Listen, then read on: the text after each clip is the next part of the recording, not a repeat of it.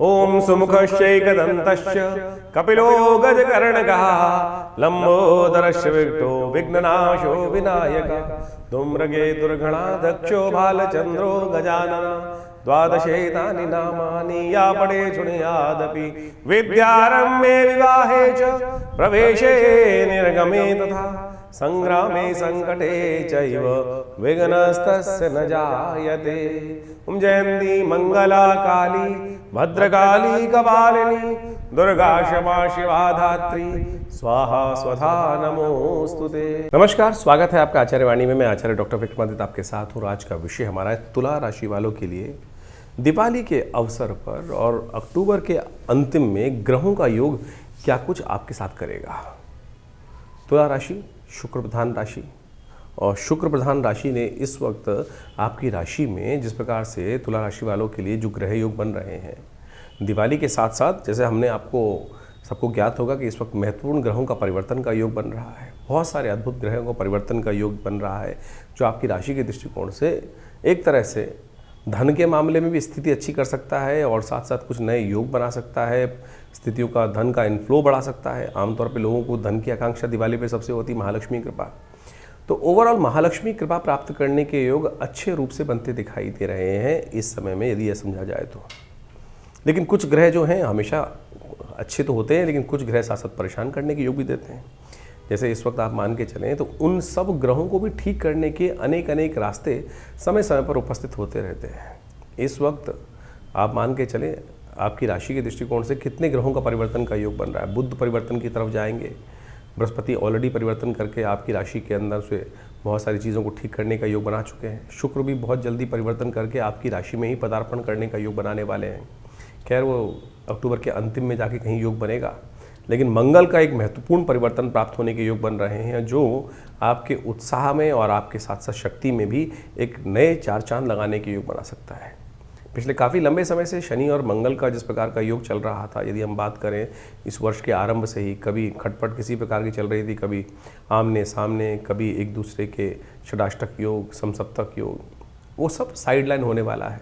और मंगल पूरी तरह से इस वक्त अपनी ताकत में आकर आपके लिए कई प्रकार के योग बना के दिखाई देगा जो आपके ऐश्वर्य में भी इजाफा करने के योग बना सकता है और साथ साथ आपकी राशि के दृष्टिकोण से कई मामलों में, चाहे आप व्यवसाय कर रहे हैं, चाहे आप नौकरी कर रहे हैं, उन सब में कुछ नया प्राप्त कराने का योग आपकी राशि में अवश्य बनाते दिखाई दे रहे हैं।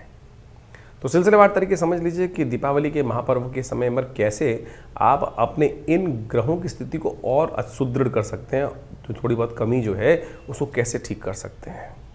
क्योंकि आमतौर पे हम लोग दिवाली के दिनों में जो कुछ खास उपाय जो शास्त्र में वर्णित हैं वो हम करते आते हैं और हम सब लोग महालक्ष्मी की उपासना भी करते हैं, गणेश की उपासना भी करते हैं, विघ्नों को दूर करने की आकांक्षा मांगते हैं।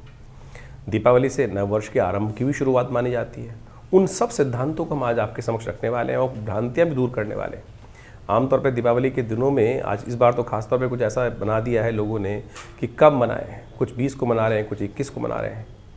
तो आप खैर समझ लीजिए किस प्रकार का योग बनने वाला है और कब क्या करने से कैसा प्रभाव उत्पन्न होगा वो भी हम आपको पूरी तरह से बताएंगे। सबसे पहले बात कर लेते हैं 21 तारीख की।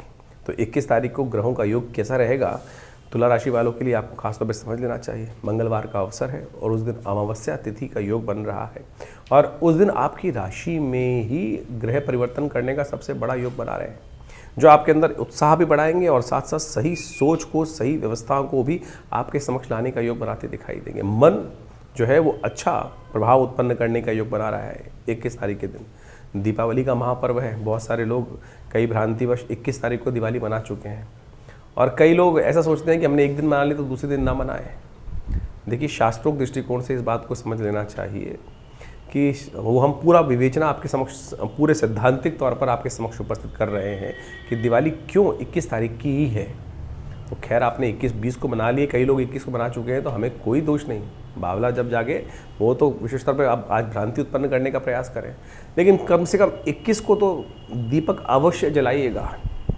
21 को यदि दीपक नहीं जलाए तो कहीं ऐसा ना हो कि लक्ष्मी वापस चली जाए। इस बात का ध्यान रख के कर लो, क्योंकि इस दिन आपकी राशि के दृष्टिकोण से जो ग्रहों का परिवर्तन होकर योग बना है ना, वो ऐसा है कि हल्की सी गलती कहीं हुई और कहीं राजयोग कुछ और ना बन जाए। तो इसलिए श्रद्धा के साथ महालक्ष्मी की उपासना करें।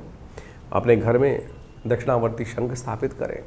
और क्या सिद्धांत है वो भी आप समझ लें। तो 21 तारीख को दिवाली का सुंदर योग बन रहा है। इस बार बड़ी भ्रांति रही कि 20 को मनाएं या 21 को मनाएं। शास्त्रोक्त दृष्टिकोण से हमने पूरी तरह से अच्छे से समझाया है कि कैसे 21 का योग बन रहा है। पुनः आपको समझा देते हैं कि यहाँ दिल्ली के पंचांग के अनुसार से या भारत के संपूर्ण पंचांगों के अनुसार से जो योग बन रहा है वो ऐसा है कि बिल्कुल जो अमावस्या की तिथि है वो करीब करीब 5:54 तक है। तो अमावस्या की आयु है। काशी के कुछ पंचांगों ने भयंकर गड़बड़ी करी है, गलती करी है, और इस बात को हमने बिल्कुल प्रत्यक्ष प्रमाण के तौर पर उपस्थित किया है कि उन्होंने जो पंचांग में उन्होंने लिखा है, अपनी गणनाओं के अनुसार से कहा है कि सूर्य अस्त जो उनके पंचांग में जाकर कोई भी देख सकता है। उन्होंने लिखा है कि करीब करीब शाम को जो सूर्यास्त हो रहा है वो 5:40 पे हो रहा है, लेकिन काशी में भी सूर्यास्त जो हो रहा है 5:26 पे हो रहा है।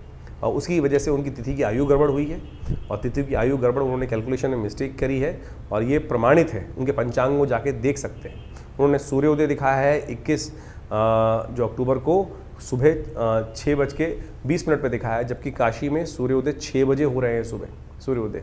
तो इतनी बड़ी भयंकर गलती उन्होंने करी है, और उसके कारण से इस समस्त संसार के समक्ष एक ज्योतिष का बड़ा अजीब अपनी गणनाओं के अनुसार से ज्योतिष का नाम खराब किया है। तो इस बात में भ्रांति में ना फंसे। ये काशी के कुछ विद्वानों तथाकथित विद्वानों, हमारी संपूर्णानंद संस्कृत विद्यालय में काशी में बात हुई, और उन्होंने भी इस बात को प्रतिपादित किया कि 21 तारीख को ही दिवाली मनाई जानी चाहिए। तो हमने आपके समक्ष इस सत्य को प्रतिपादित किया है। आज ज्योतिष को सही रूप से समझने की आवश्यकता है। एक विचार गोष्ठी होनी चाहिए और उसको सही से समझना चाहिए। तो हमने ये प्रमाणित तौर पे आपके समक्ष रखा है कि 21 तारीख को सूर्यास्त के समय पर प्रदोष व्यापनी अमावस्या पूरे भारत में आसाम से लेकर पूरे गुजरात तक के पूरे अक्षांश पर उपस्थित है। कोई द्वंद्व नहीं है। तो अपने भाग्य को जगाइए। अमावस्या युक्त जो प्रदोष तिथि में व्याप्त है पराग्रही जो शास्त्र में कही गई है, अपनी किस्मत को मत सुलाइए भगवती का, महालक्ष्मी का। अगर आपने 20 को पूजन कर भी लिया है तब भी कोई चिंता नहीं, दोबारा कर लोगे तो कोई महालक्ष्मी जाएंगी नहीं, पदार्पण करेंगी। आपको नित्यपति करनी चाहिए, तो कम से कम इसी बात के मान के कर लो कि आप आनंद भाव से। तो एक महालक्ष्मी का पूजन। एक बड़ी विचित्र प्रश्न भी आपके समक्ष उठना चाहिए। हम यहाँ समस्त प्रश्नों का निराकरण भी कर रहे हैं कि महालक्ष्मी का एक प्रश्न हमारे पास आया, यहाँ हम बताना इसलिए आवश्यक समझते हैं कि 21 तारीख जो महालक्ष्मी का पूजन होता है, बोले गणेश के साथ गौरी बैठती हैं, यहाँ लक्ष्मी जी का पूजन होता है, विष्णु जी का पूजन क्यों नहीं होता? शास्त्र के अनुसार से आपको इस बात को सही रूप समझ लेना चाहिए कि जो भगवान राम के अयोध्या पर वनवास से वापस आने पर तो दिवाली आनंद भाव से दीपोत्सव मना ही मना, लेकिन भगवान राम से पहले भी तो दिवाली मनती थी।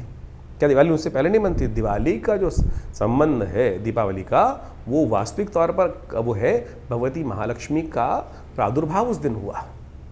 और जब आदि लक्ष्मी का प्रादुर्भाव हुआ, जो दुर्गा सप्तशती के दूसरे अध्याय में कथा आती है कि समस्त देवताओं ने विचार किया कि अब इस जो राक्षस जिसने त्रिलोकी में राज्य स्थापित कर लिया है महिषासुर ने, उससे कैसे उसको हटाना है। तो कहा जाता है कि जब समस्त देवतागण भगवान विष्णु, महेश, शिव इत्यादि समस्त देवताओं गणों के साथ ऋषिगण वहाँ पे विचार कर रहे थे आकाश मंडल में, तो उन सबके शरीर से एक तेज निकला और वो महालक्ष्मी के रूप में, एक स्त्री के रूप में वहाँ जो है परिवर्तित हुआ। तेजोमय शरीर था जो दिव्य सर्वशीष ने प्रार्थनाएं का, और समस्त देवताओं ने पूछा काशी तुम महादेवी थी, तो उन्होंने कहा, उस पराशक्ति ने बोला सा ब्रवीति आम ब्रह्म स्वरूपिणी मत्तः प्रतिपुषात्मगम जगत शून्यम च शून्यम च। ये दिव्य सर्वशीष की प्रार्थना है। और सब जब उन्होंने अपना पूरा व्याख्यान दिया कि हम कौन है, भगवती ने कहा वेदो हम अवेदो हम विद्याम अविद्याम अजाहम अनजाहम, तब आखिरी में सब समस्त देवता कहते हैं नमो देवी महादेवी शिवाय सत्मा। तो ये भगवती का स्वरूप जो है महालक्ष्मी स्वरूप है, उनका जो है वो प्रकट उस दिन हुआ है। तो प्रादुर्भाव उस दिन हुआ है, इसलिए महालक्ष्मी का पूजन उस दिन गणेश जी के साथ किया जाता है। गणेश जी तो सर्वप्रथम पूज्य हैं भगवान शिव के आशीर्वाद से, तो साथ में निर्विघ्नता पूर्ण करने के लिए और महालक्ष्मी की प्राप्ति के लिए इस दिन उनका स्तवन आनंद भाव से होना चाहिए। तो ये सही रूप से आप समझ लीजिए। तो वैसे तो श्री पंचमी के दिन भी भगवती महालक्ष्मी का प्रादुर्भाव बोला जाता है। बहुत सारे लोग द्वंद्व में फंस जाते हैं। वो कौन सी लक्ष्मी है? वो लक्ष्मी है कि जो सागर मंथन से उत्पन्न हुई श्री पंचमी के दिन। ये भगवती आदि लक्ष्मी है जो जिनकी प्रार्थना भगवान विष्णु ने, भगवान शिव ने, ब्रह्मा ने स्वयं करी है। तो इस बात को जो आपस में मतभेद दिमाग में है भेद, उनको हटा दीजिए। तो आनंद भाव से भगवती की प्रार्थना करें। सुबह अपने पितरों के निमित्त अवश्य जो तर्पण इत्यादि है वो करना चाहिए। पहले पितृ पूजा, बाद में देव पूजा शास्त्र कहते हैं। तो 21 तारीख को सुबह अपने पितरों के निमित्त पूजन करें, उनको तर्पण इत्यादि करें, ब्राह्मण भोजन कराएं। शाम के समय जो प्रदोष काल है, जब सूर्यास्त हो रहा है आपके क्षेत्र में, जैसे दिल्ली में सूर्यास्त करीब करीब हो रहा है, वो हो रहा है करीब करीब 5:40 के आसपास, और उसी समय के बाद से लेकर रात्रि में 8 बजे तक। अब ये छोड़ दीजिए, जब एक बार डिसाइड हो गया कि प्रदोष व्यापनी अमावस्या हो गई, तो उसमें ये छोड़ दीजिए कि 5:57 पर खत्म हो जाएगी, तब फिर उसके बाद कोई फायदा नहीं। अरे पूरा मुहूर्त बन गया, जब योग बन गया तो पूरे 24 घंटे का मुहूर्त बन गया। तो शाम के समय प्रदोष काल में, जब सूर्यास्त के बाद से लेकर जब भी मुहूर्त आपके लिए व्याप्त हो रहा हो बढ़िया, उसमें आप आनंद भाव से माँ भगवती का, श्री गणेश का, लक्ष्मी जी का और साथ में कुबेर इत्यादि का समस्त पूजन घर में आनंद के साथ बैठ के करें। षोडशोपचार, पंचोपचार पूजन अवश्य करने का प्रयास करें, और उससे क्या होगा, भगवती महालक्ष्मी की प्रसन्नता प्राप्त होगी। पूजन के अंत में निशीतकालीन जो पूजा का समय है वो है रात्रि को 11 बजे से लेकर करीब करीब रात के 1:30 बजे तक। तो उस समय में भगवान शंकर के साथ अघोर मंत्र के साथ भगवान की पूजा होनी चाहिए भगवत की। उस दिन श्रीयंत्र को अपने घर स्थापित करना चाहिए दिवाली के पूजन में। साथ साथ शंख के द्वारा भगवान भगवती का सुंदर रूप से पूजन, शंख दक्षिणावर्ती शंख के रूप में भगवती महालक्ष्मी का जो पूजन करते हैं ना, कहा जाता है महालक्ष्मी अद्भुत रूप से उस घर में प्रतिष्ठा कर लेती हैं, रहती हैं। और साथ में पूजन के साथ साथ अवश्य वहाँ एक काम करें कि कमल के पुष्पों का एक शैया बनाकर भगवती को प्रदान करें, या आनंद भाव से पूजन करें। असंख्य दीपक जलाएं, 2 खूल इत्यादि समस्त रूप से भगवान का, भगवती का पूजन करेंगे तो आनंद भाव से भगवती की कृपा से आपके कष्ट निवारण करने का योग बनेगा।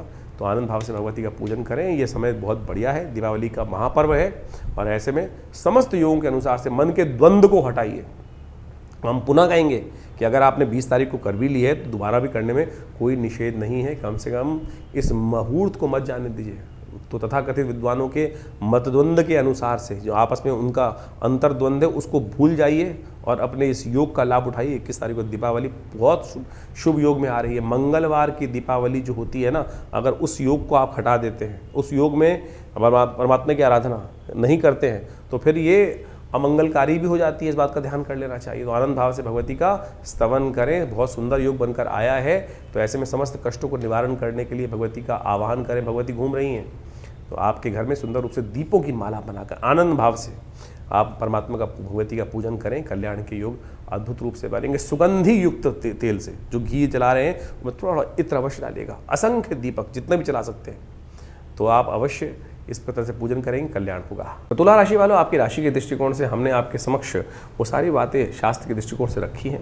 तो दीपावली आनंद के साथ मनाएं। दीपावली आप सबके लिए आशीर्वाद बहुत बहुत शुभ हो। माँ भगवती आप पर कृपा करें, और जिस प्रकार से हम अंधेरे को दूर भगाने के लिए दीपक की एक पूरी वली जलाते हैं, पूरी पूरी दीपों की माला प्रज्वलित कर कर हम भगवती का आवाहन करते हैं। भगवती अवश्य आपके घर में पदार्पण करें। आनंद भाव से भगवती का स्तवन आप करें और समस्त विघ्न भगवती दूर करें आपके जीवन में। 22 तारीख का दिवस नव वर्ष का आरंभ का दिवस है, बुधवार का दिन है, और उस दिन प्रतिपदा कार्तिक मास की प्रतिपदा का योग बन रहा है, और उस दिन नव वर्ष आरंभ होता है। ग्रह नक्षत्रों के दृष्टिकोण से, आपकी राशि के दृष्टिकोण से यदि हम बात करें तो ग्रह बड़े अनुकूल अवस्था में आपकी राशि में बनते दिखाई दे रहे हैं। एक तरह से आपकी राशि के दृष्टिकोण से देखें तो आपकी राशि के स्वामी इस वक्त बिल्कुल अंतिम अंशों में चल रहे हैं, और वो एक तरह से आपके लिए अच्छा योग बनाते दिखाई दे रहे हैं। सेवा कीजिएगा। आपकी घर वालों के साथ आपका भाग्य जुड़ा हुआ है, ऐसा बात ध्यान रखें। घर वालों को जितना प्रसन्न करोगे ना, वो आपके लिए अच्छा होगा। लेकिन अननेसेसरी कुछ ऐसा योग बनता दिखाई दे रहा है इन दिनों। घर वाले आपसे थोड़े से कई मामलों में आपकी उदारता को देखकर थोड़े से परेशान दिखाई दे रहे हैं। उनको प्रसन्न करने की ज़रूरत है। ये दीपावली का पहला दिन जो है ना, इस बात का ध्यान रखें, घर वालों को प्रसन्न करें। यदि इस दिन घर वाले आपसे रुष्ट रहेंगे तो आप मान के चलिएगा पूरा वर्ष आपसे रुष्ट रहने के योग है। कारण क्या है, सिद्धांत क्या है, वो भी जान लीजिए आप। 22 तारीख को अन्नकूट भी है, नव वर्ष भी आरंभ हो रहा है। गुजरात इत्यादि में आज भी परंपरा है कि कार्तिक कृष्ण पक्ष की प्रतिपदा को नववर्ष के रूप में मनाया जाता है। भगवान कृष्ण की सुंदर उपासना की जाती है, और ये दिन अद्भुत योग लेकर आता है। इस दिन जैसा जैसा आप करेंगे, जैसा जैसा आपके साथ होगा, पूरे वर्ष उसी प्रकार का योग बन सकता है। तो अच्छे रेजोल्यूशन, आमतौर पे लोग कहते हैं ना, नए साल के दिन से अच्छी अच्छी बातें सोचनी चाहिए, गलत काम नहीं करना चाहिए, अच्छे कपड़े पहनने चाहिए, सुंदर भाव सोचना चाहिए, वो हम 1 जनवरी के साथ जोड़ देते हैं। ज्योतिष के दृष्टिकोण से, स्कंद पुराण के दृष्टिकोण से। स्कंद पुराण में इस बात का वर्णन है कि जो कार्तिक शुक्ल पक्ष की प्रतिपदा है, जिसके दिन अन्नकूट होता है, गोवर्धन की पूजा होती है, उस दिन वो मुहूर्त बनता है कि जैसा जैसा आपके साथ होगा पूरे वर्ष उसी प्रकार के आपके साथ योग घटेंगे। तो इसलिए आनंद भाव से परमात्मा का सुंदर स्मरण करें, जल्दी उठें, भगवान का स्मरण करें, माता पिता का आशीर्वाद लें, गुरुजन का आशीर्वाद लें, और उस दिन भगवान कृष्ण का सुंदर पूजन करना चाहिए। भगवान कृष्ण का अन्नकूट के रूप में, अन्न गोवर्धन के रूप में प्रकृति की पूजा करने का जो सिद्धांत है, अद्भुत है। 56 भोग लगाए जाते हैं भगवान को। ये 56 भोग का सिद्धांत भी बड़ा विचित्र है। कहा जाता है कि भगवान ने 7 दिन तक 8 पहर हर रोज़ होते हैं, 7 दिन तक भगवान ने अपने जो कनिष्ठिका उंगली के ऊपर पूरे पर्वत को उठा के रखा। तो इसलिए उनको 56 भोग लगाए जाते हैं। 7 × 8 करेंगे तो 56 आएगा। तो ये 56 भोग जो लगाए जाते हैं, आनंद भाव से संपूर्ण समर्पण है भगवान के प्रति, कि भगवान अपने भक्तों की सदा रक्षा करते हैं।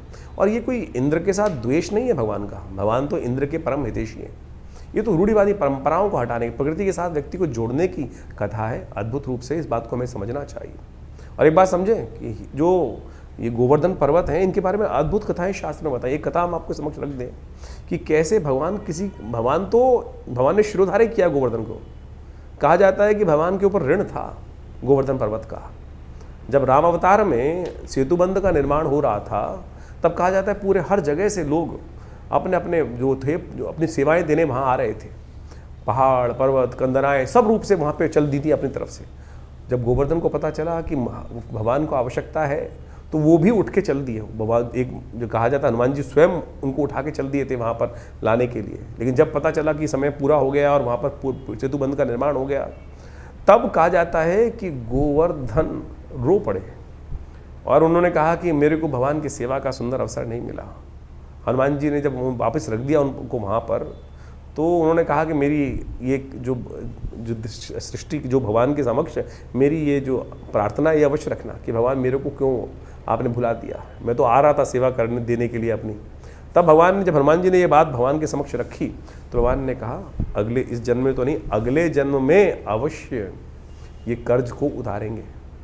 तो कहा जाता है कि जो पत्थर पिघल, जो जब गोवर्धन उस स्थिति में गए तो कहा था वो रो पड़े थे तो वो पिघल गए थे। आज भी वो निशान वहाँ जाके आप देख सकते हैं कि पत्थर गोवर्धन पर्वत के पिघले हुए हैं। तो समर्पण भाव है, वो चलायमान जो है।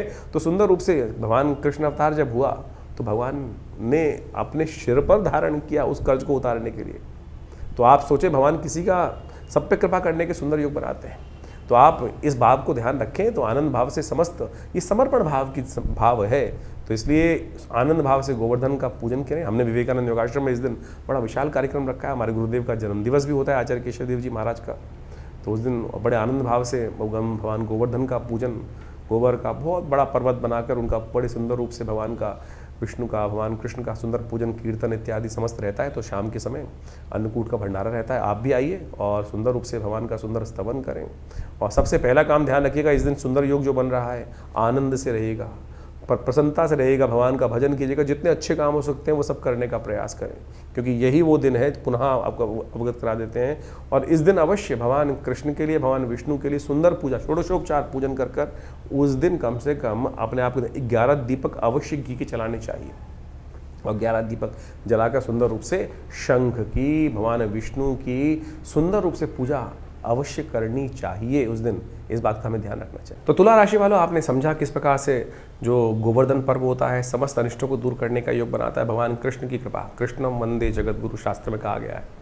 तो इस दिन बड़ी श्रद्धा के साथ प्रकृति की पूजा आराधना करनी चाहिए आपको। और ये नववर्ष आपके लिए बहुत शुभ योग बनाए। भगवान के साथ ऐसी प्रार्थना और आपके समस्त कष्ट हर ले। ये नववर्ष के साथ साथ भगवान कृष्ण ने जिस प्रकार से समस्त प्रजाजन, समस्त लोगों के कष्टों को हर कर हर प्रकार से उनकी रक्षा करने का सुंदर योग बनाया, भगवान की कृपा से आपके साथ भी समस्त कष्टों को हरने का भगवान योग बनाए। आपके जीवन के 23 तारीख का दिन बृहस्पतिवार का दिन है और बहुत अद्भुत दिवस है। इस दिन द्वितीया तिथि है और यम द्वितीया भैया दूज का सुंदर योग बन रहा है। ग्रह परिवर्तन की तरफ जा रहे हैं और आपकी राशि में एक और राजयोग का निर्माण होने की स्थिति उत्पन्न हो रही है। और जो आगे आने वाले समय में आपके लिए बहुत बढ़िया से ग्रहों का लाभ देने का योग आपके लिए बनाएगी। आशीर्वाद चाहिए और ये दिन आशीर्वाद का ही है। क्यों? क्योंकि यम द्वितीया के दिन आशीर्वाद जो है ना, वो समस्त कष्ट हर लेता है। शास्त्र में इसके ऊपर अद्भुत कथा विद्यमान है। 23 तारीख की भैया दूज है कार्तिक जो शुक्ल पक्ष की द्वितीया है ये यम द्वितीया है। देखिए दीपावली का महापर्व बड़े सुंदर रूप से आपको समझ लें, यमराज जी की पूजा से, यमदीप दान से शुरू होती है और जो है वो अंत भी यमदीप दान से ही होता है। ये कार्तिक के महीने में दीप दान का ही महत्व है। सरलता से एक दीप जलाकर ही आप समस्त अपने पापों से मुक्ति प्राप्त कर सकते हैं, भगवान का सानिध्य प्राप्त कर सकते हैं, पुण्यों को जगा सकते हैं। ये यमदीप दान जो यम द्वितीया है, जिसको भाई दूज बोला जाता है, इसके पीछे भी अद्भुत कथा है। यमराज जी और यमुना जी आपस में भाई बहन हैं, सूर्य पुत्री हैं दोनों के दोनों। और कहा जाता है कि यमुना जी हमेशा यमराज जी से कहती थी कि हमारे यहाँ कभी भोजन करें आके। धर्मराज हमेशा व्यस्त रहते थे, टाइम नहीं मिलता था। तो यम द्वितीया के दिन यमराज जी जाकर बहन यमुना के यहाँ भोजन करते हैं और कहा जाता है कि इस दिन समस्त भाइयों को अपनी बहन के घर जाकर ही भोजन करना चाहिए, अपने घर भोजन नहीं करना चाहिए। इस बात का ध्यान रखना चाहिए। शास्त्र में तो यहाँ तक प्रमाणित है कि अपने घर में चूल्हा ही ना जलाएं, उस दिन जाके बहन के घर ही भोजन करना चाहिए। तिलक किया जाता है। क्या होता है इससे बहन के कष्ट दूर हो जाते हैं और भाई की आयु बढ़ जाती है। यह सुंदर शास्त्र में सिद्धांत है, कोई और टोटके की जरूरत ही नहीं भाई। तो इसलिए बहन से बढ़िया भाई को कौन आशीर्वाद दे सकता है। ये संबंध है सुंदर रूप से, समस्त अहम को त्यागिए और जाकर अपने परिवार में सामंजस्य स्थापित करने के लिए, आशीर्वाद के लिए, समस्त कष्टों को दूर करने के लिए इतनी बढ़िया व्यवस्था शास्त्र में वर्णित है, इसका पालन करना चाहिए। और शाम के समय काम अवश्य करना चाहिए। यम द्वितीया के दिन यमुना जी के घाट पे या किसी भी पानी के घाट पे जाकर, तालाब में या नदियों पे जाकर, हो सके यमुना तो सबसे श्रेष्ठ है, शाम को 7 क्या करना चाहिए, नोट कर लीजिए, उपाय है, अद्भुत उपाय। ये नोट करके जो कर लेगा उसके पूरे वर्ष के लिए समस्त कष्ट दूर होने के योग बन जाएंगे। छोटा सा उपाय है, आपको क्या करना है, 7 पत्ते मंदार के लेकर उसमें जो 7 ही पत्ते बेर के रखने हैं और उसके ऊपर एक दीपक रखना है और उसको चलते पानी में प्रवाहित करना है। गन्ने का एक डंडा लीजिए, गन्ना जो होता है उससे डंडा लेकर उसको हल्का सा पानी हिला दीजिएगा और अपने सिर पर से वार कर इसको अर्पित कर दीजिए चलते पानी के अंदर या किसी पोखर पे। तो कहा जाता है कि पूरे वर्ष तक के लिए समस्त कष्टों को दूर करने का आशीर्वाद मिल जाता है। पितृ भी प्रसन्न हो जाते हैं, जिनको लगता है ना कि पितृ दोष बन गया है, पितृ पता नहीं संतुष्ट है कि नहीं है। ये एक उपाय है, यम द्वितीया के दिन शाम के समय जो कर लेगा उनके समस्त कष्ट दूर हो जाएंगे। शनि से जो परेशान है, एक बात और नोट कर ले, शनि भी सूर्यपुत्र ही हैं और जो विशेष तौर पर यमुना जी के भाई ही हैं। ये उपाय यदि आप कर लेंगे तो शनि की जो आपके जीवन में कष्टों के योग चल रहे हैं, शनि या 7.5 चल रही है, ढैया चल रही है, कुछ भी चल रही है, तो उससे भी कष्ट निवृत्ति का योग बन जाएगा। तो ये अकाट्य प्रयोग है, आप ध्यान लीजिए। तो इस बात का ये उपाय आपने कर लिया तो आप समझ रहे हैं शनि भी आपके अनुकूल हो जाएंगे, शनि आपको परेशान नहीं करेंगे। तो शास्त्रोक्त विधि के अनुसार से हमने पौराणिक कथाओं के माध्यम से ये जो पूरा समस्त आख्यान आपके समक्ष उपस्थित किया है, कर लीजिए, कल्याण होगा। तो तुला राशि वालों, आपने देखा कि किस प्रकार से भैया दूज के दिन हमको आराधना करनी चाहिए अपने समस्त कष्टों। एक उपाय जो है जो हमने आपको बताया वो ध्यान रखिएगा। आपकी राशि में इस वक्त शनि महाराज जहाँ चल रहे हैं ना, बहुत सुंदर हैं, लेकिन उनको थोड़ी ताकत की ज़रूरत है। ये उपाय जो बताया ये अवश्य कर लीजिएगा। एक बात और ध्यान रखें, इस दिन यमराज जी और चित्रगुप्त जी का पूजन किया जाता है। सुबह सुबह किसी अच्छे योग्य ब्राह्मण को बुलाकर उनके द्वारा अवश्य ये काम करें कि चित्रगुप्त के निमित्त श्राद्ध इत्यादि कर्म अवश्य करा लें, क्योंकि यम द्वितीया है और यमराज जी के निमित्त चित्रगुप्त जी का जो पूजन कर लेता है, पूरे वर्ष उनके जीवन के कष्ट, एक से इंश्योरेंस ली जाती है ना, ये यदि इस दिन ये उपाय कर लें, यम द्वितीया के दिन यम तर्पण जिसको कहा जाता है वो कर लिया जाए, यमादि 14 जो उनके मंत्र हैं उनको जप करके उनका तर्पण कर लिया जाए तो पूरा वर्ष आपके लिए सिक्योर हो जाता है। इस बात का हमें ध्यान रखना चाहिए। 24 तारीख शुक्रवार का अवसर है और उस दिन तृतीया तिथि विद्यमान है। ग्रह नक्षत्रों के दृष्टिकोण से, आपकी राशि के दृष्टिकोण से बहुत बड़ा परिवर्तन ग्रह हो रहे हैं, की तरफ जा रहे हैं। ये योग आपके लिए योग्यताओं को निखारने का दिन दिखाई देता है। बुध महाराज परिवर्तन कर रहे हैं, आपकी राशि से आगे निकल कर वो बहुत सुंदर योग बनाते दिखाई दे रहे हैं, जो आपके लिए और अच्छा कुछ ना कुछ रास्ता अच्छा बनाने की योग बनाएगा। बुध का ये परिवर्तन नेगेटिव बिल्कुल नहीं है, पॉजिटिव प्रभाव आपकी राशि के अनुसार से उत्पन्न करने का योग बनाता दिखाई दे रहा है। बहुत जल्दी मंगल का योग भी बुध के साथ हो जाएगा और यहाँ पर और मंगल बुध को और ताकत दे देंगे। बुध इस वक्त जो ग्रहों का योग बना रहे हैं वो आपकी राशि के दृष्टिकोण से आपको समझ लेना चाहिए, वो चंद्रमा के साथ विराजमान है। पिता पुत्र में थोड़ी सी समस्याएं कई बार रहती हैं, अंतर्द्वंद ना मन में उत्पन्न हो, इस बात का ध्यान रखना है। देखिए चंद्रमा परिवर्तन करके बृहस्पति के बिल्कुल सुंदर थोड़ा सा के निर्देश में चलते दिखाई दे रहे हैं और जो आपके लिए धन लाभ के योग बनाता दिखाई दे रहा है। ऐसे में बस एक चीज़ की आवश्यकता है कि माता पिता गुरुजन का आशीर्वाद लेकर जो भी काम करोगे ना, उसमें विजय निश्चित है। इस बात का ध्यान रखते हुए कार्य करें। हो सके तो इस दिन गौ पूजन अवश्य करने का प्रयास करें। शुक्रवार का अवसर है, गाय के निमित्त थोड़ा पालक इत्यादि का दान करना आपके लिए श्रेष्ठ रहेगा। 25 तारीख शनिवार का अवसर, चतुर्थी तिथि विद्यमान है और इस दिन ग्रह नक्षत्रों के दृष्टिकोण से जैसा हमने कहा कि आपको पहले बताया कि 3-4 दिन बहुत फेवरेबल आपके लिए ग्रह नक्षत्र चल रहे हैं और ये उसी श्रृंखला में दिन आगे बढ़ता दिखाई दे रहा है। यदि आपने थोड़ा सा अपने आप बुद्धि को स्थिर भाव से रखा, पल पल बदलने की ज़रूरत नहीं है। ऐसे ग्रहों की स्थिति दिखाई दे रही है कि थोड़ी थोड़ी देर में मन में परिवर्तन करने का योग, कुछ ये कर लूँ वो कर लूँ, कहीं और कुछ दिखाई दिया। छोटा लालच जो है ना, वो कई बार परेशानियाँ फंसा सकता है। इस बात का ध्यान रखना। स्थिर भाव से रुक कर काम करोगे तो बहुत बढ़िया स्थिति को प्राप्त कर सकते हो। इस बात का ध्यान रखें। भद्रा है इस दिन, दोपहर के बाद 2:30 बजे से आरंभ होगी और उस दिन जो नया कार्य आरंभ करना हो 2:30 बजे से पहले पहले कर लीजिए, वो आपके लिए अच्छा रहेगा। शनिवार का दिवस है, कोशिश ये करें शनि के निमित्त इस दिन श्वान को कुछ रोटी इत्यादि सुबह सुबह अवश्य डाल दें। कुत्ते को अवश्य कुछ रोटी वगैरह डाल दें, कौवे को डाल दें। दोनों उपाय आपके लिए बड़े श्रेष्ठ रहेंगे, कर लीजिए, आपके कल्याण के लिए है, अच्छा है। आपका कोई बहुत बड़ा खर्चा नहीं है और हमें इस कार्यक्रम के माध्यम से आपके समक्ष छोटे छोटे शास्त्रों की विधि से बताए उपाय ही बताने का प्रयास करते हैं, वो कर लेने चाहिए आपको। 26 तारीख का दिन रविवार का अवसर है, पंचमी तिथि विद्यमान है। ग्रह परिवर्तन की तरफ आगे बढ़ते दिखाई दे रहे हैं और ये परिवर्तन आपकी राशि के दृष्टिकोण से देखें तो सौभाग्य का उदय करने का योग बना सकता है। ये दिन सूचना लेकर आ रहा है कि समय का सदुपयोग जिसने कर लिया उसके लिए स्थितियां बहुत बढ़िया हो सकती हैं, लेकिन आपके समस्त आसपास जो लोग एकत्र हैं वो थोड़ा थोड़ा आपके लिए जो है अपने अपने फ़ायदे की सोचेंगे, आपके फ़ायदे की कम सोचेंगे। इसलिए आपको ध्यान रखना है कि आपको अपना फ़ायदा पहले सोचने की ज़रूरत है। बस आपने यदि अपने फ़ायदे के, अपने लाभ के अनुसार से कार्य किया तो दिन आपके नाम होगा। नहीं तो जो कहीं ना कहीं आपकी शक्ति को अपने लिए यूटिलाइज़ कर गया तो फिर वो लाभ उठा लेगा। यही ग्रहों का खेल है इस वक्त, तो इसको समझते हुए कार्य कर लेना चाहिए आपको। सौभाग्य पंचमी है, रविवार का अवसर है, इसलिए संत महात्माओं का आशीर्वाद लेने का आपको प्रयास करना चाहिए। ये आपके लिए बड़ा श्रेष्ठ रहेगा। सूर्य भगवान का अवश्य ध्यान करें क्योंकि रविवार का अवसर है। गेहूँ इत्यादि का दान, नमक का दान करना आपके लिए, क्योंकि चंद्रमा सूर्य जो है इन दिनों कमज़ोर स्थिति में चल रहे हैं और सूर्य कीर्ति के मालिक है और कीर्ति में वृद्धि के योग तभी बन सकते हैं आपकी राशि में स्वयं विराजमान है। अननेसेसरी की छोटी छोटी बातों में क्रोध गुस्सा जो है ना, वो थोड़ा परेशान करते दिखाई दे रहे हैं, तो अपनी सामर्थ्य को समझते हुए कार्य करें। बहुत सारी चीज़ें आपके बस में नहीं है, बस गुस्सा ना करें, इस बात का ध्यान रखें। इसलिए कह रहे हैं आपको नमक का दान कर दीजिए। कहीं भंडारा चल रहा हो, आप अपनी 2 थैली लेकर नमक वहाँ भिजवा दीजिए, क्या दिक्कत है। नमक का तो दान बहुत महंगा नहीं है, तो इसलिए कर लेंगे तो बहुत अच्छा रहेगा आपके लिए।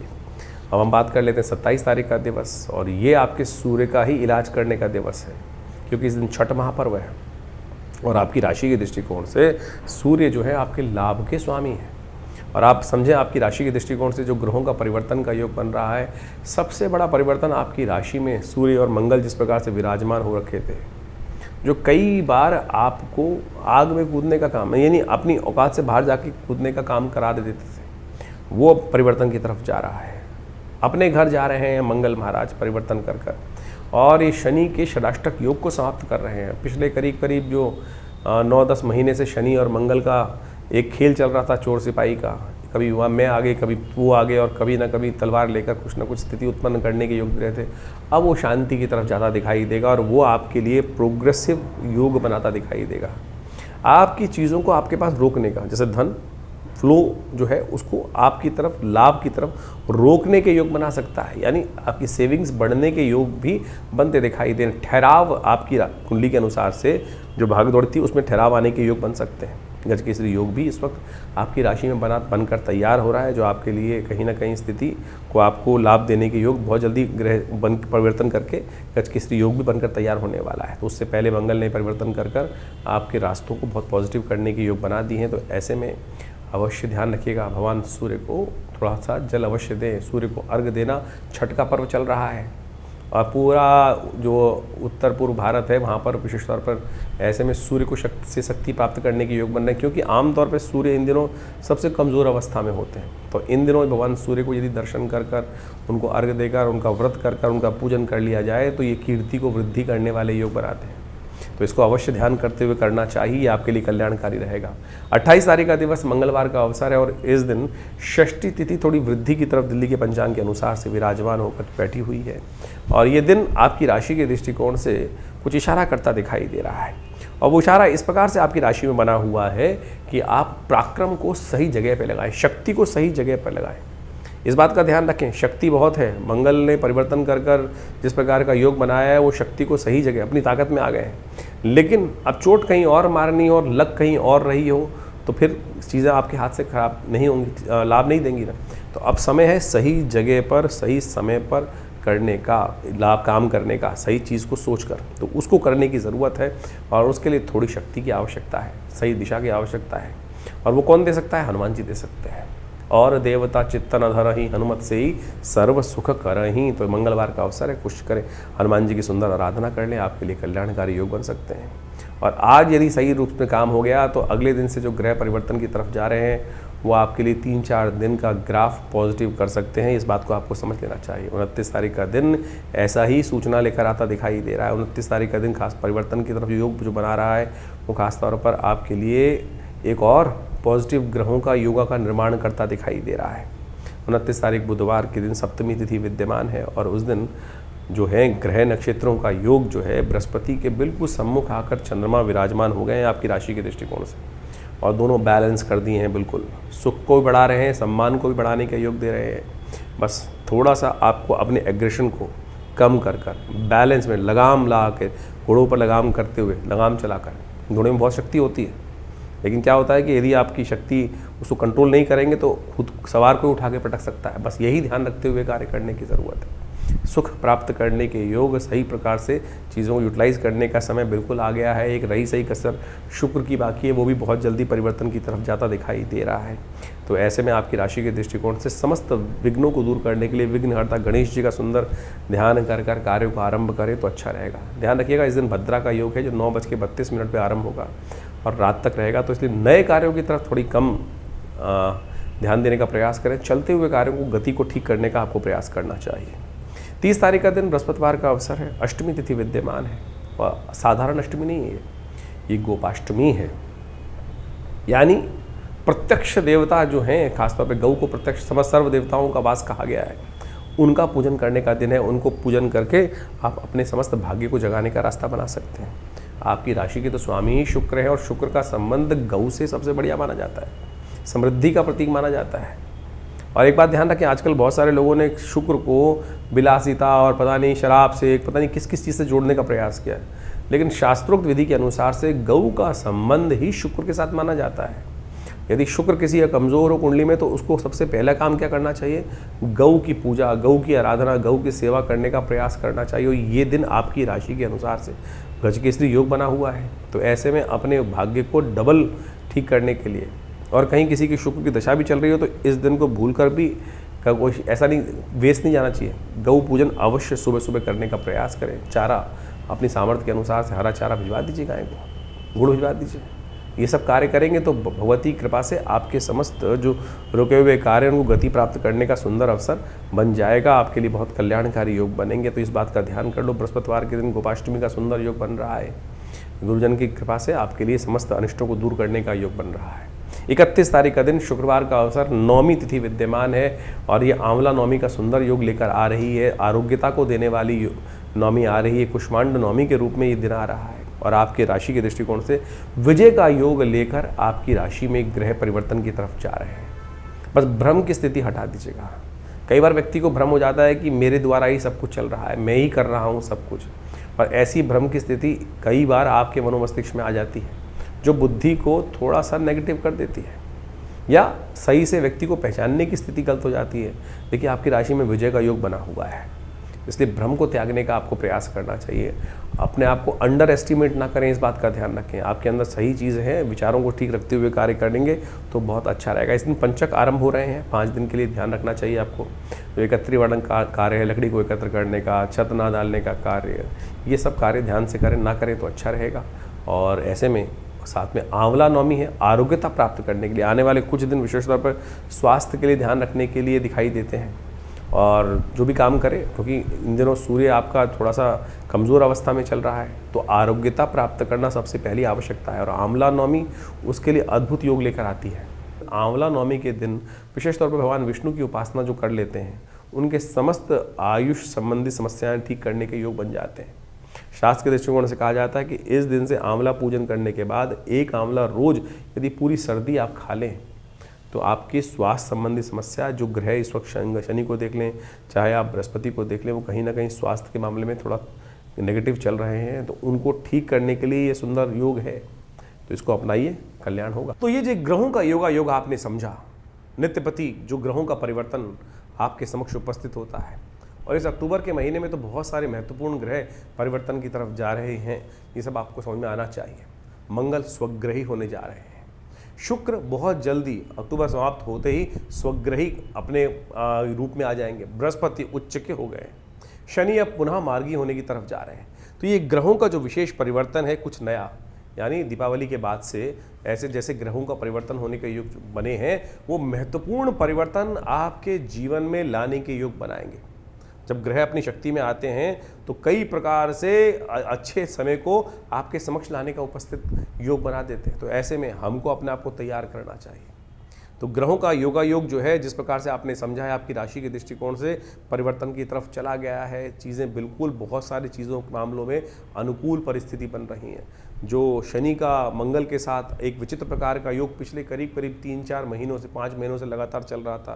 पहले समसप्तक योग, पहले षडाष्टक योग, फिर षडाष्टक योग तो पुनः बना, और अब मंगल पूर्ण ताकत में आ चुके हैं, बृहस्पति से दृष्ट हो चुके हैं, शुक्र भी स्वग्रही होने के योग बना रहे हैं। तो इस प्रकार से इन सब समस्त ग्रहों ने परिवर्तन कर आपकी किस्मत में कुछ नया करने का, व्यवस्था बनाने का योग बनाया है। तो आप अच्छे से समझ लीजिए।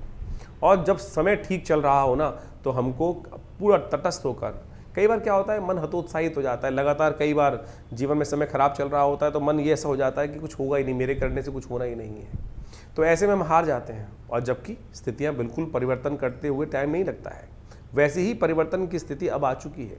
जैसा हमने आपको कहा, मंगल स्वग्रही होने के योग बना रहे हैं, अपनी राशि में आ रहे हैं, पूर्ण ताकत में आ रहे हैं। और हिम्मत से बहुत सारी, सबसे बड़ा परिवर्तन तो बृहस्पति ने किया है। लंबा समय नहीं है, सोने का समय नहीं है। जो जागत है सो पावत है, जो सोवत है सो खोवत है। इस बात का ध्यान कर लो साफ साफ। और नहीं तो फिर ये समय तो अभी कैसे, दिसंबर तो आया जाता है, 4 दिसंबर के आसपास बृहस्पति पुनः फिर बदल जाएंगे और फिर वही स्थिति में चले जाएंगे। उच्च के बृहस्पति सुंदर तरीके से ग्रहों पर अपना कंट्रोल उपस्थित कर चुके हैं। तो अब आपको समझना है कि आपको चीज़ों को कैसे ठीक करना है। हाँ, अगर अभी भी आपको लग रहा है कि आपके जीवन में परिवर्तन नहीं आ रहा, तो आपको फिर गोचर के दृष्टिकोण से नहीं, अपनी जन्मपत्री को दिखाना चाहिए। हो सकता है कुछ महादशाएं खराब चल रही हैं। और बहुत ऐसा लंबा चौड़ा उपाय नहीं होते हैं। बहुत सारी चीज़ें लोग चाहते हैं कि परिवर्तन होता ही नहीं है, लेकिन उनको सही रूप से करने की आवश्यकता है। हमने देखा है परिवर्तन होता है। बहुत सारे लोग लगातार हमारे साथ जुड़े हुए हैं और हमने जैसे जैसे उपाय उनसे कराए हैं, उनके जीवन में महत्वपूर्ण परिवर्तन का योग बना, निश्चित तौर पे बना, अच्छे से सामने देखने पे बना। और बिल्कुल परिवर्तन कर्म से बनता है, विश्वास से बनता है, सही दिशा में कार्य करने से बनता है। कार्य तो सब कोई कर रहे हैं। अब कोई लठ ऐसे मार रहा है, कोई वैसे मार रहा है। ज्ञान के अनुसार से एक पॉइंट पर यदि हम कार्य करने का रास्ता सही सेट कर लें, विज्ञान के अनुसार से, समय के अनुसार से, बुद्धि के अनुसार से, देव योग के अनुसार से, तो कैसी चीज़ें हमारे हाथ में नहीं आएंगी। ये विश्वास हमको जगाना चाहिए। ज्योतिष विज्ञान वही विश्वास जगाता है। और सही रूप में सही चीज़ों को कर कर, परमात्मा के सामने प्रार्थना कर कर, सही रूप यदि उपाय कर लिया जाए, तो सही माने परिवर्तन, किस्मत जगाने के मार्ग बहुत जल्दी से प्रशस्त हो सकते हैं। तो जैसा हमने आपको आपके ग्रहों का योग बताया है, तो उसको सही समझ लीजिए, अपने जन्मपत्री को अच्छे से। क्योंकि क्या होता है कि एक बार हम लोग गोचर के दृष्टिकोण से बहुत सारी चीज़ों को देखते रहते हैं, जैसे हम आपको बताते हैं। तो गोचर का एक पार्ट है, इसके अंदर बहुत सारी चीज़ें अपने वो क्या होता है, आजकल बहुत सारे लोग जब जन्मपत्री दिखाने आते हैं, तो आजकल यूट्यूब चैनलों की मेहरबानी से आधे ज्योतिषी खुद बन के ही आते हैं और पूरा ज्ञान होता नहीं है। तो क्या होता है कि फिर नीम हकीम खतराए जान हो जाती है स्थिति। तो कई बार वो चीज़ें समझ में नहीं आती हैं। छोटी छोटी चीज़ें कई बार हम अपने लिए देख रहे होते हैं तो नहीं देख पाते हैं। सामने वाला जब देखता है और बिल्कुल न्यूट्रल होकर देखता है, तो वो चीज़ें सामने आ जाती हैं। और हमने देखा है कि बिल्कुल छोटे से रूप में यदि उसको परिवर्तन करने का मार्ग, हल्का सा परिवर्तन करने का मार्ग पकड़ लिया जाए, सही दिशा पकड़ ली जाए, तो किस्मत जागने के योग बन सकते हैं। तो आप बिल्कुल इस समय को बर्बाद मत कीजिएगा। समय आपके बिल्कुल उपयुक्त हैं। चीज़ों को सही दिशा में करने का प्रयास करें और जिस प्रकार से कभी कभी सही समय पर जाकर, आजकल मॉडर्न साइंस में बोला जाता है ना कि जब कुछ सब ठीक चल रहा हो तो डॉक्टर के पास जाके एनालाइज कराते रहना चाहिए, तो उसी प्रकार से ज्योतिष विज्ञान में भी ग्रहों का एक युग कभी नहीं रहता, हर समय परिवर्तन का युग बनता है। तो समय समय पर अपनी जन्म पत्रिका, समय चीज़ों का विचार विमर्श, चीज़ों को समझने का मार्ग करते रहना चाहिए, और उससे क्या होता है कि चीज़ें सही दिशा में सही समय पर पकड़ में आ जाती हैं। और वो नहीं तो फिर क्या होता है कि यार मेरा बैठा हुआ व्यक्ति कहाँ, मिलने वाला व्यक्ति कहाँ बैठा हुआ था, मुझे पता ही नहीं चला। यही तो किस्मत सोने का तरीका है, यही कारण है ना कि हमको पता ही नहीं चला कि हमारा किस्मत जगाने के लिए व्यक्ति बैठा हुआ था, और जब उसका समय निकल गया तब जाकर हम जागे, अरे चीज़ हाथ से निकल गई।